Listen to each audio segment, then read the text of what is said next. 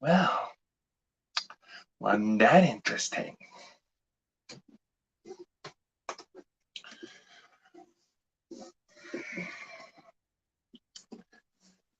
I want to simply start this off by saying that I am sorry for the scare. And I want to express my utmost respects and gratitude and apologies to the people that were trying to reach me. But I did have precautions in place. I'm drinking water. Oh, soda. Allergies this time of year, you know. Total bitch! Now I've had some time to compose myself and talk about this a little bit more. So, what the fuck was I doing? Right? Right. Okay.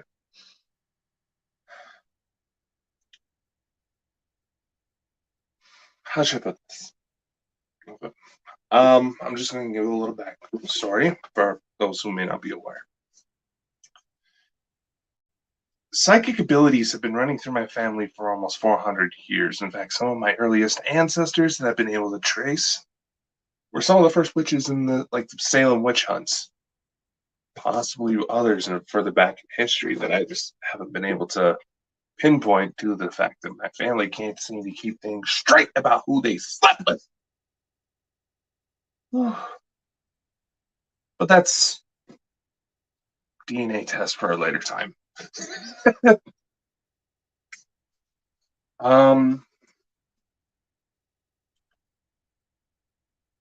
Some of you know that I've been involved in some pretty messed up investigations over the years. And yeah. Oh. And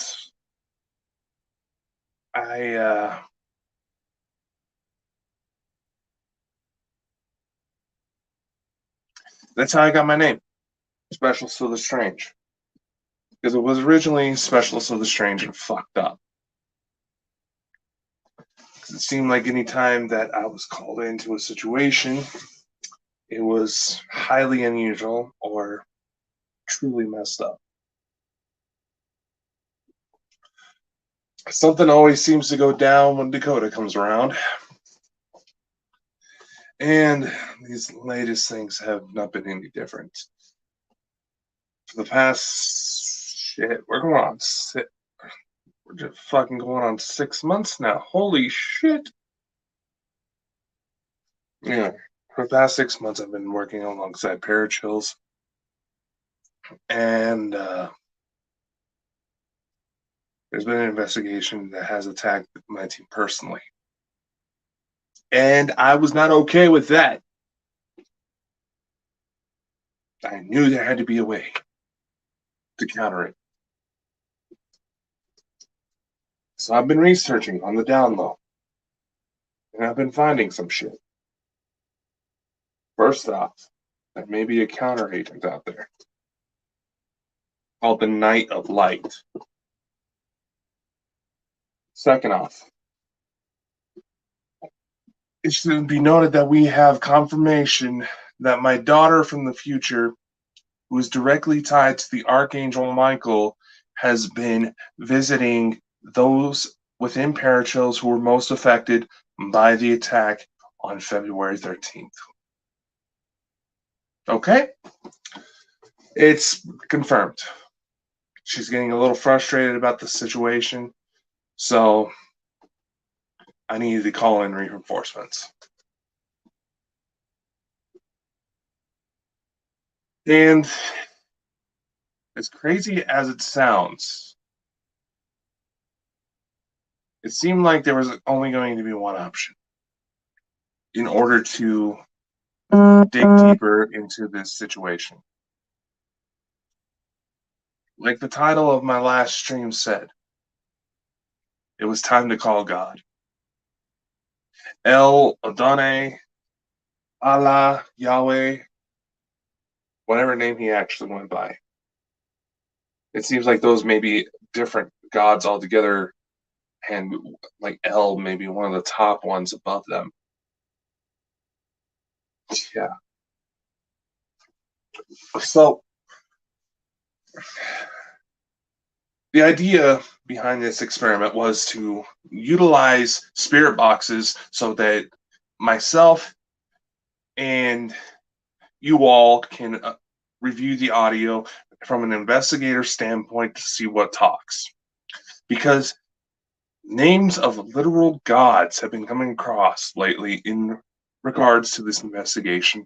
There is someone in particular, the person who happened to, if you listen carefully, you hear my phone vibrating, the person who was calling me towards the end of that.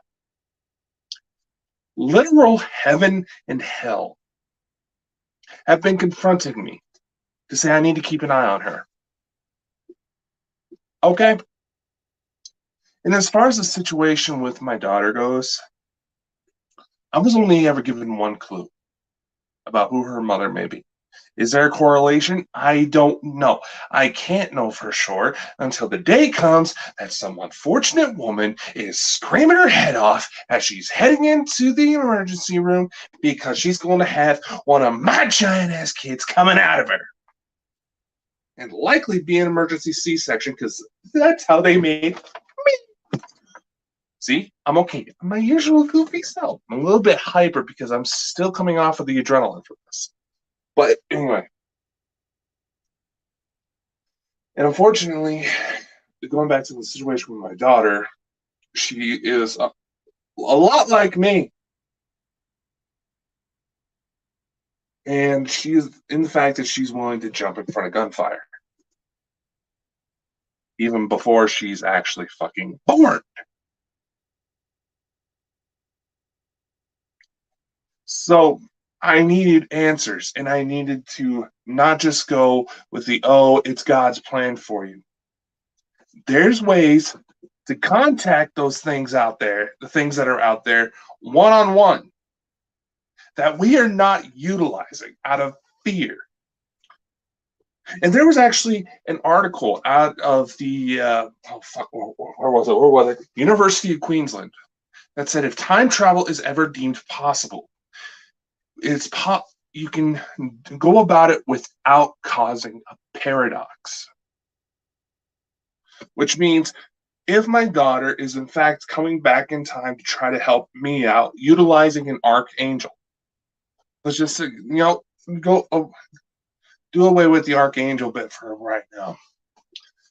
If my daughter is somehow able to move through time, that means the circumstances that allow her to be born still happen. But she can go back in time, affect anything however she wants, and still go back without affecting the future she knows. And the situation I'm in right now means that the universe that I am in is a constant loop. Okay?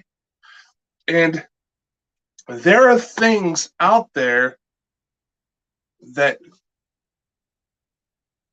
many people try to say don't obey laws of physics, but that is not the case. It obeys laws of physics that the human mind cannot possibly comprehend under our current biological status. We are the lowest form of celestial life. Remember that. We can evolve into what we know as angels, what we know as gods. And chances are the beings we know as God already underwent this evolution. Because by the time it gets to them, instead of just like a singular stream of time, they got a whole ocean to play with. If that makes any sense. They have a whole ocean that they can maneuver through. And I needed to pierce the veil. So, like I said in the beginning of the last video, one of the precautions I took was holy water, dipping my feet in holy water. Not only would it help ground me, it would aid in protection with the selenite crystal that I had in it, as well as some rosary beads and some other protection methods I had near with it. But the salt water composition would act as a conduit. It could conduct the energy I needed. If you really thought I was going to be in danger, I would have electrocuted myself. With a slight taser, it would have caused an even more disastrous effect that I was not comfortable in experimenting with unless I had absolute dire circumstances. And yeah, there's going to be people that are uncomfortable with how honest I am being with this right now. But unfortunately, things need to be talked about.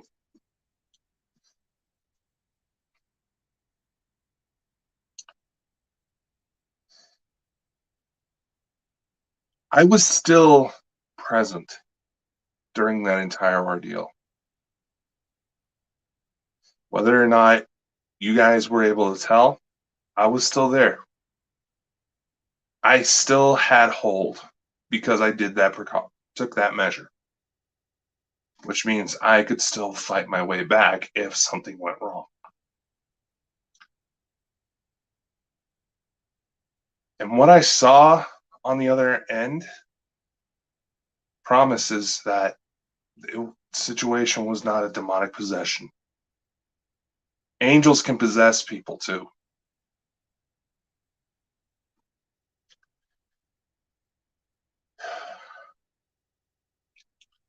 And I went higher than I ever did before. There was a point in which I saw a singular point of light. I could hear someone who I've grown quite close to. I could hear her getting concerned about me.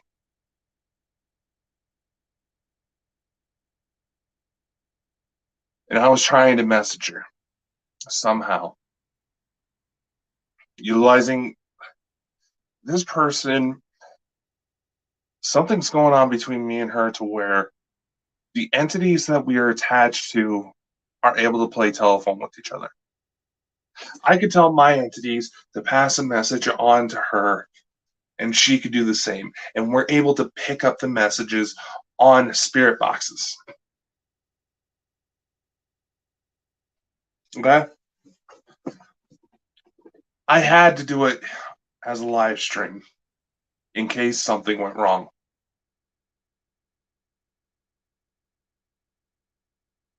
Because I knew I could trust her to pull me out if absolutely necessary. Okay? I'm stating it right now.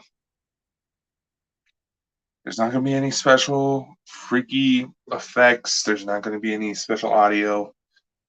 I'm spilling the truth.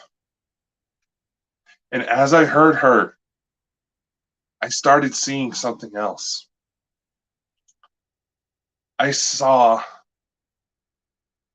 got above heaven and I saw this singular point of light.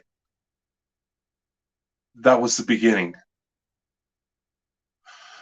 I saw God.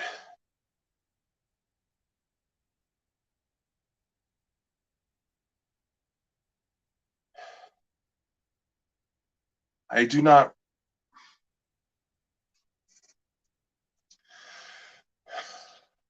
regret doing it.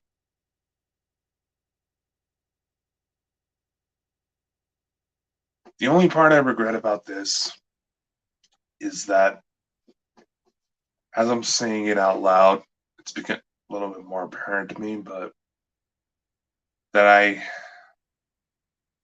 essentially used people who I've grown quite close to. And that only reason for that is because I knew I could trust them.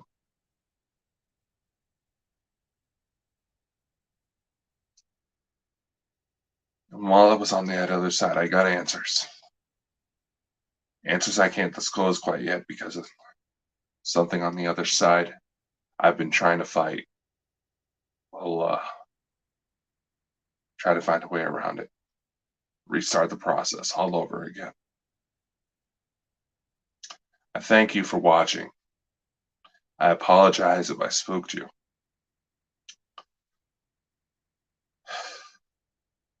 But it became apparent to me that in order to truly embrace what's coming, to truly embrace and be prepared for the magnitude of the things I'm going to be able to do here soon, I need to fully embrace who I am, embrace the things I feel, embrace the thoughts in my head, embrace what I'm capable of.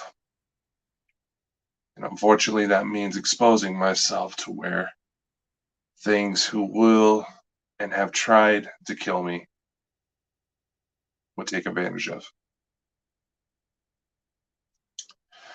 But right now, people I care about are being targeted. And one thing about me, the only thing that haunts me truly, I may have ghosts from my past, but the only thing that ever truly haunts me is not being able to be there for people I loved in situations that destroyed them, even killed them. And I saw an opportunity to not let that happen again, and I took it. That's where I stand. You all have yourselves a good night, a good weekend.